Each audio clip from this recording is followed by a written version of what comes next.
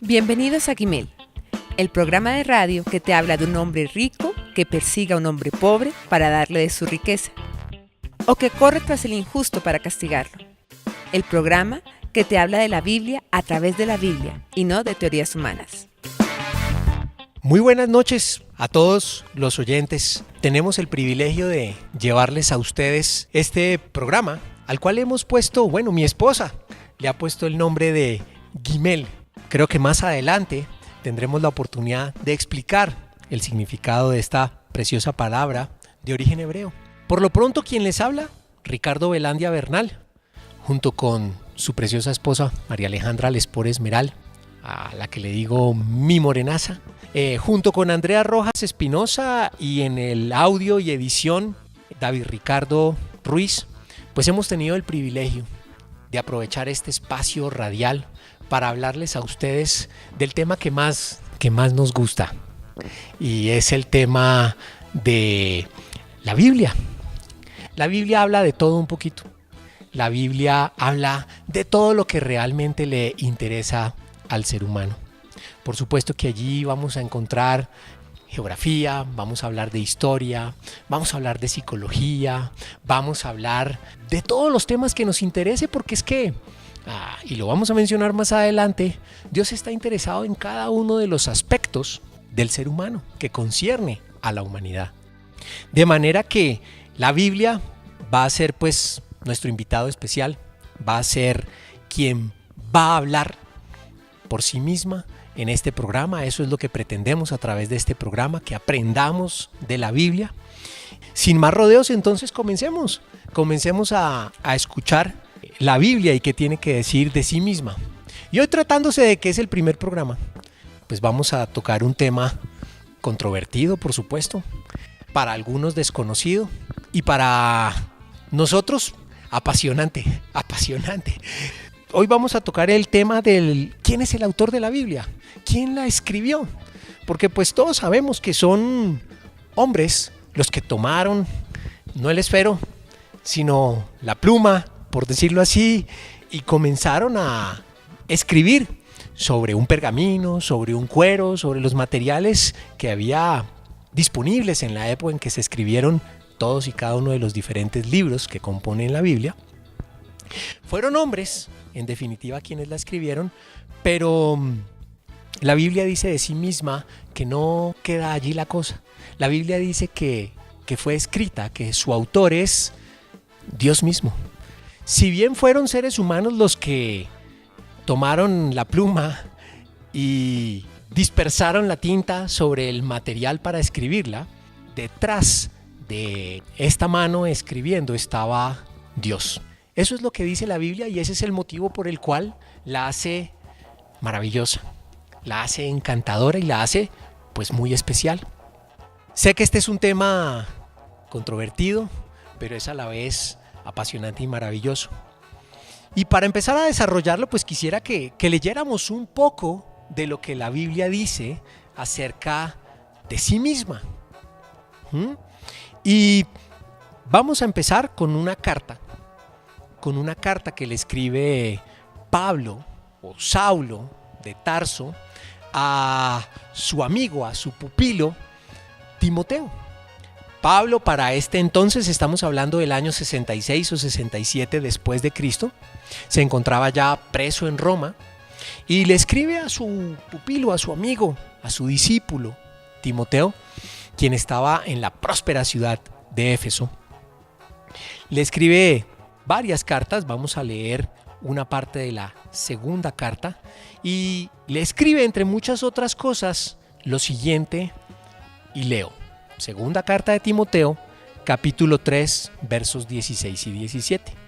Dice así: toda la escritura es inspirada por Dios y útil para enseñar, para reprender, para corregir y para instruir en la justicia, a fin de que el siervo de Dios esté enteramente capacitado para toda buena obra. Toda la escritura, pues en este caso, hace referencia a lo que conocemos como Biblia. Recordemos que pues Pablo era judío de nacimiento, él conocía todos los textos del Antiguo Testamento y para él de la misma manera que para la inmensa mayoría de sus contemporáneos, la Biblia es inspirada por Dios. Por eso le escribe a su pupilo Timoteo en estos términos. Dice el versículo, dice Pablo aquí en este trozo del texto a su pupilo Timoteo, que toda esta escritura es inspirada por Dios, es decir, tiene su origen en Dios, es insuflada por Dios. ¿A quiénes? Bueno, a los seres humanos que tomaron el lapicero, que tomaron la pluma y derramaron la tinta, como les decía antes, sobre el material que fuese, pergamino, cuero o cualquiera que fuese este material. Y esto es maravilloso. Esto es sencillamente maravilloso. Por supuesto que este concepto, este principio de que la Biblia es inspirada o tiene su origen en Dios, no es exclusivo del Nuevo Testamento. Este principio lo exhibe la Biblia desde los primeros libros que se escribieron hasta el final. Y es así como podemos ver que en el Antiguo Testamento, en el libro de los Salmos, por ejemplo, escritos en su gran mayoría por David, se dice varias veces de diferentes formas lo mismo. Y es diferente, se lo dice la Biblia de diferente manera porque, y aquí vamos a empezar a conocer un poco más la Biblia, ya esta no es una carta. Los salmos son canciones de alabanza a Dios. Y en estas canciones, escritas, como les decía, por el rey tal vez más importante de la nación de Israel, quien vivió cerca del año 1000 a.C., este rey escribe en forma de canción lo siguiente. Voy a leer el Salmo 119, verso 89, donde dice así: Tu palabra, Señor, es eterna y está firme en los cielos. Tu fidelidad permanece para siempre. Estableciste la tierra y quedó firme. Todo subsiste hoy conforme a tus decretos, porque todo está a tu servicio. Si tu ley no fuera mi regocijo, la aflicción habría acabado conmigo.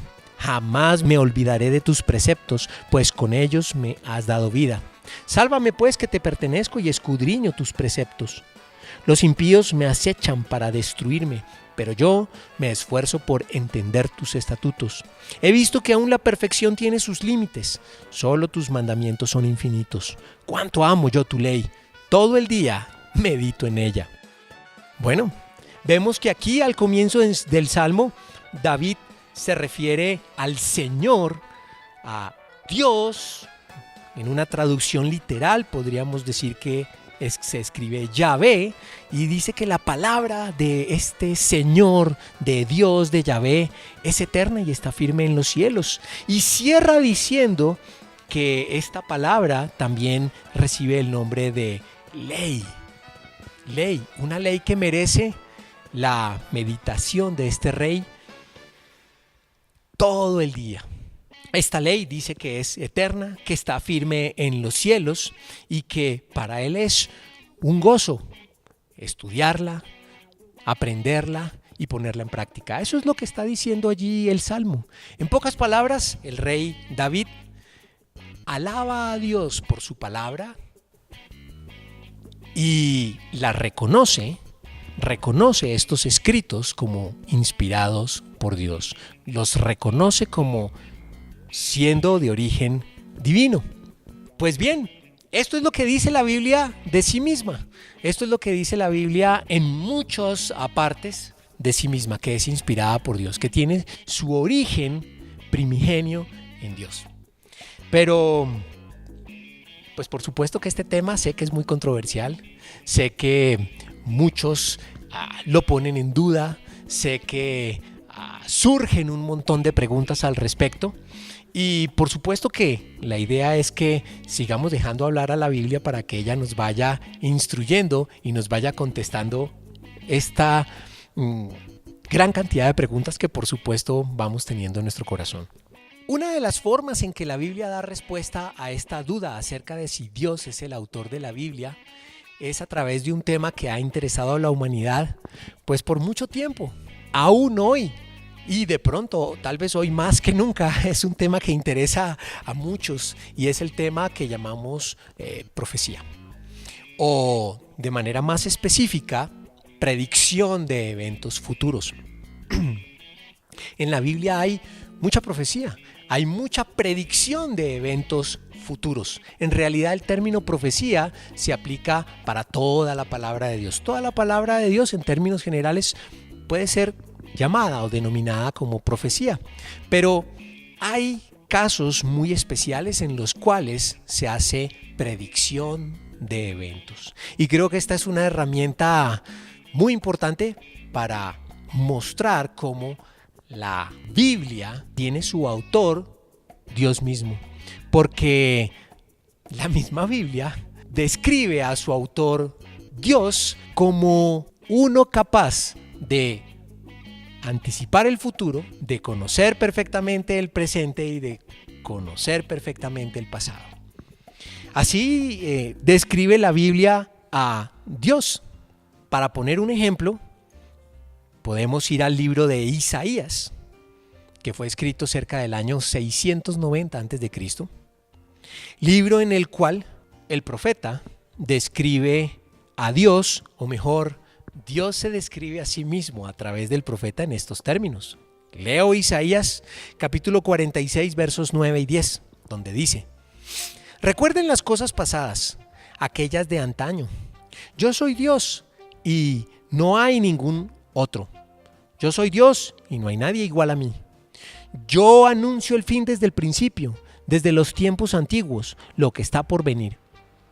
Yo digo, mi propósito se cumplirá y haré todo lo que deseo.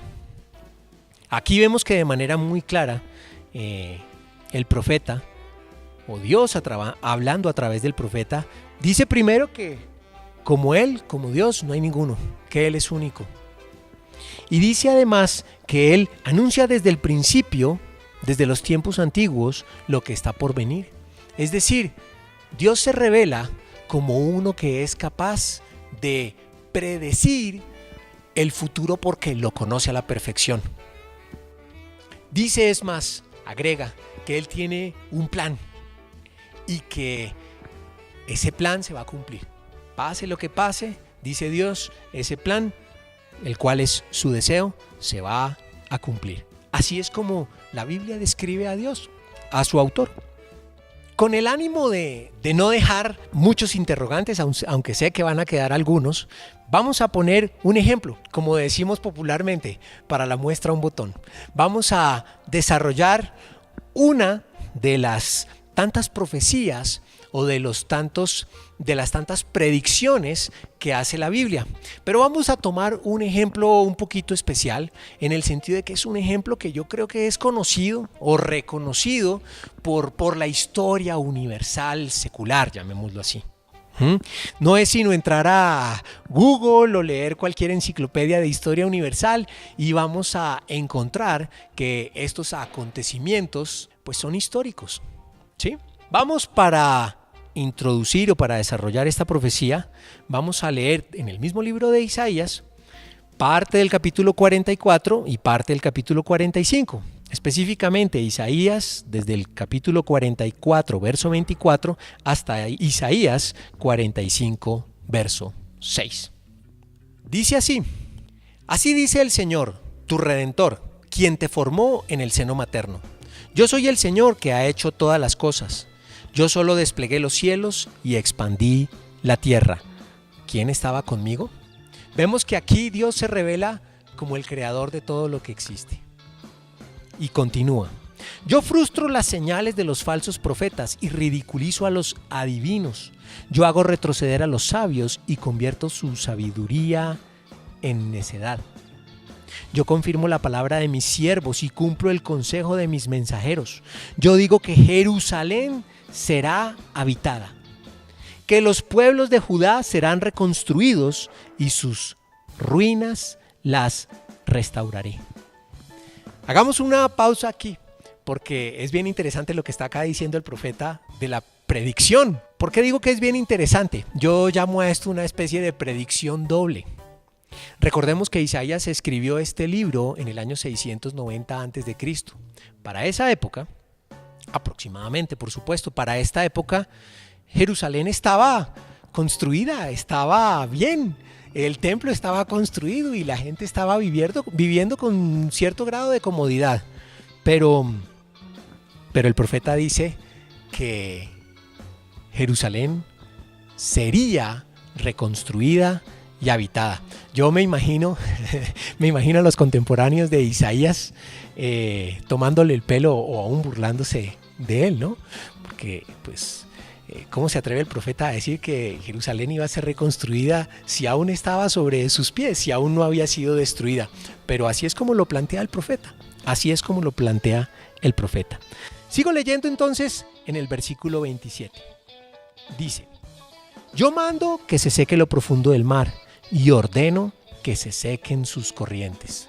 Dios se describe aquí como uno capaz de hacer milagros, de hacer portentos y maravillas sobrenaturales. Se describe aquí como el que tiene la naturaleza y el medio ambiente bajo su control. Verso 28 dice: yo afirmo que Ciro es mi pastor.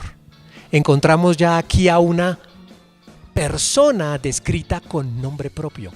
La profecía está hablando de alguien que va a venir, cuyo nombre es Ciro.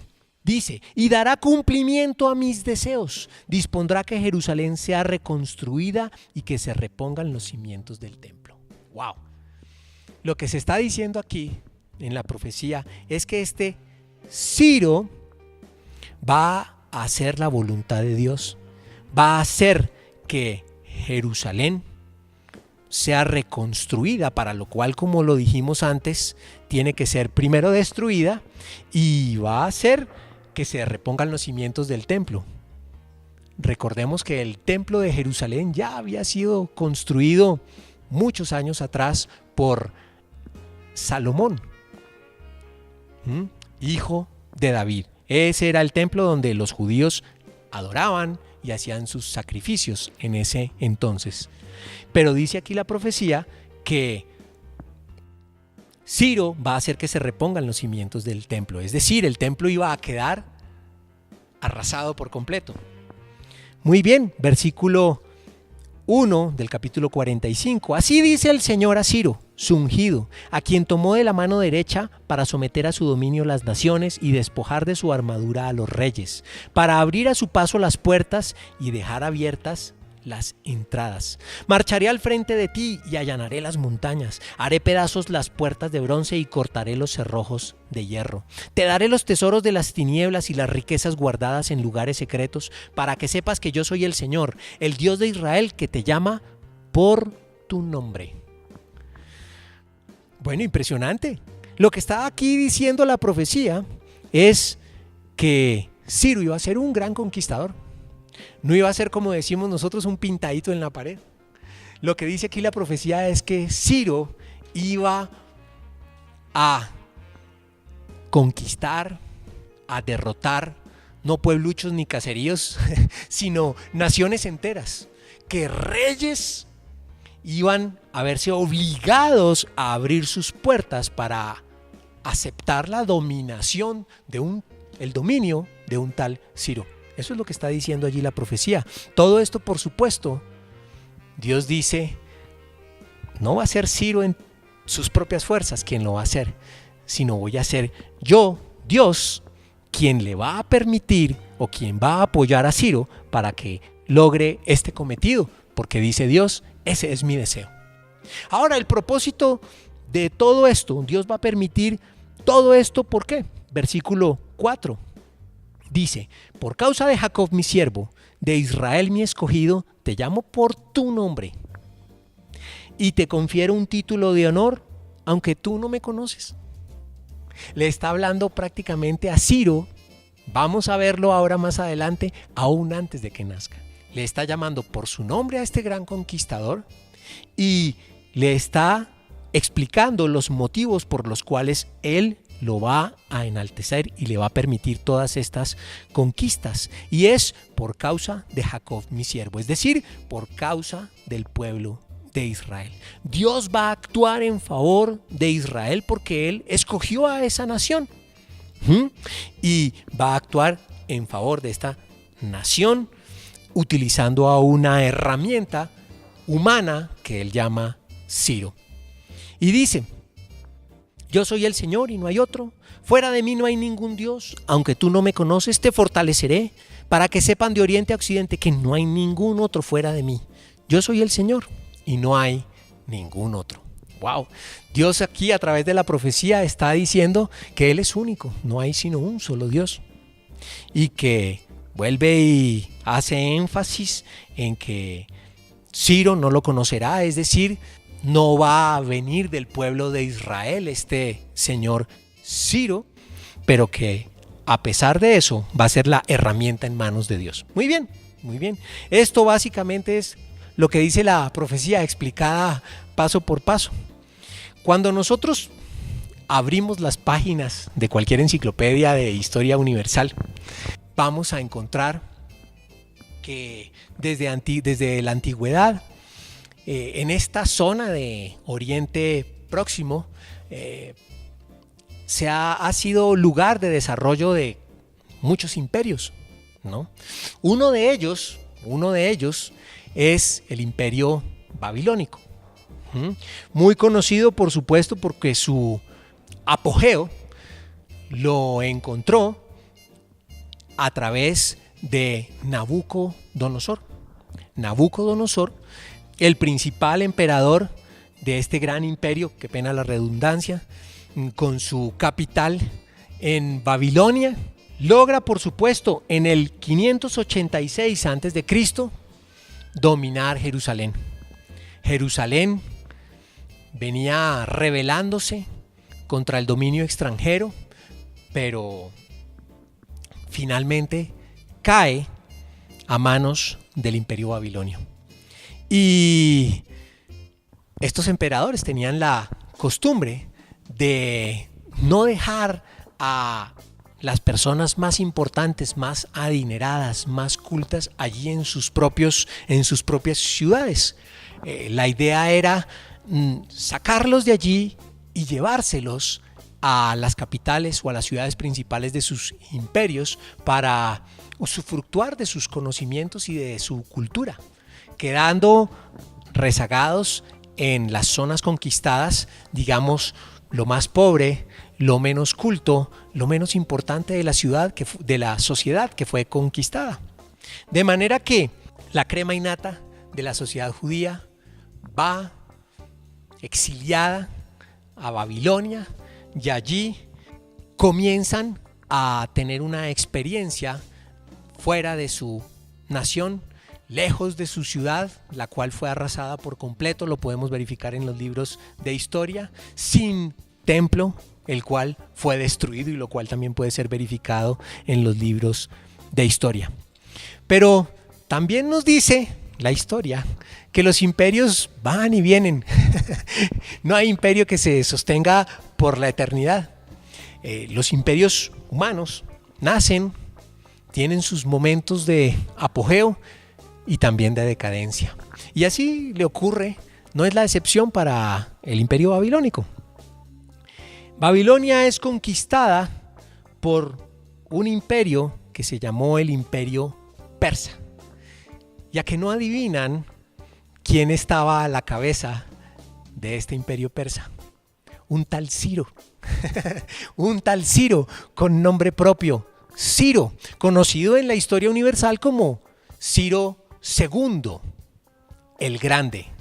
El Grande porque, por supuesto que no conquistó una finquita o un caserío, como lo dijimos hace un rato.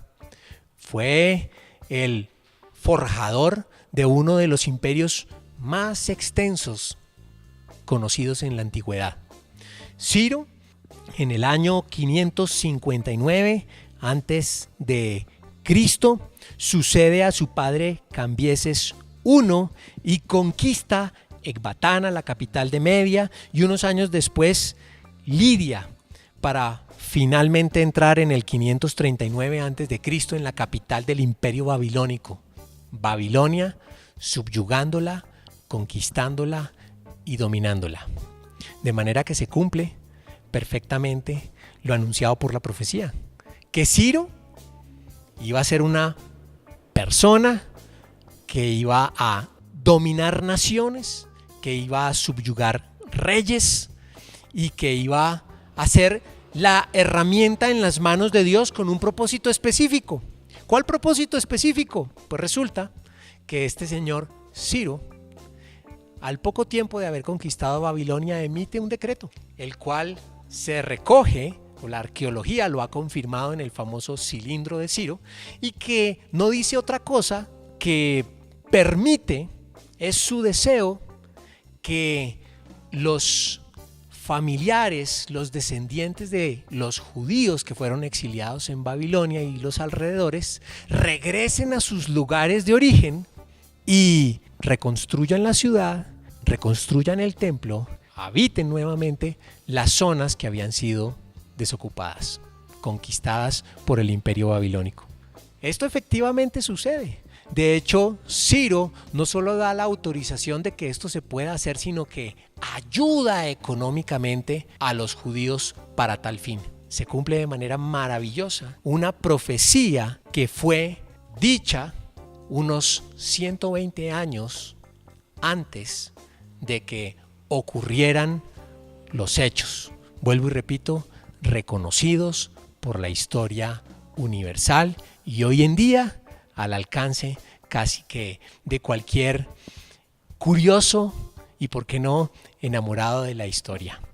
Esta es una de las formas o una de las evidencias por medio de las cuales la Biblia habla por sí misma diciendo: mi autor es un todopoderoso que conoce el futuro y por eso lo anuncia sin error alguno.